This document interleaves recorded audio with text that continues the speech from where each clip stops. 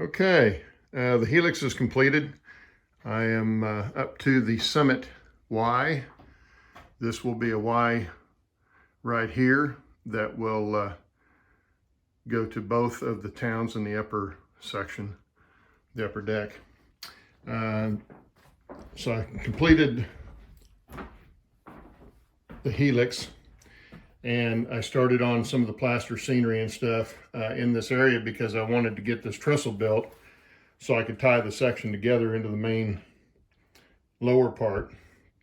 And this is the deck of the trestle that I built, that I was showing you last week or last month that I was going to be doing. Now I still have to get the rest of the bents put in and actually install it. It's not installed, it's just sitting here, so you can kind of see what it's going to look like. The other thing I did was built all the bents, all the supports right here that the trestle takes, and also the footings that the trestle or the bents will set in. I did those with a mold. I made a mold of wood, and that gave me my basic shape that I needed. So then I made a plaster cast in a wooden box and pulled that out, and then carved the rock, cut rock into it, which is what I wanted this to look like, was cut rock. I didn't want it to look like brick, so that's why it's not even. Then I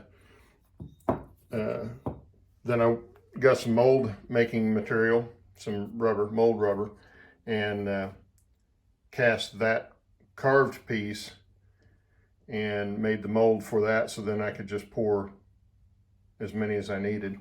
And I've made about 20 of them for all the bents on that trestle. The other thing I did while I was doing all the casting and waiting on the casting to take place was I built the stamp mill. This is going to be an abandoned building with some abandoned track going to it, and it came out pretty well. This is a Campbell scale models kit with an aluminum roof, and I think it came out pretty well. Here are the bents you can see up close, and I built several of these for that section, and they will also be put on the trestle that will go across here. Okay, let's see, what else can I show you? This is going to be a pretty short video because I went kind of long last time. I did get the backboard up for this corner also. My son helped me get that up, so we got that up. I'm still deciding on a backdrop. I found a company I think I'm going to use, but I've got to get more of the backdrop up before I can backboard up before I can put backdrops up. And then we'll come on around with that second deck on this side.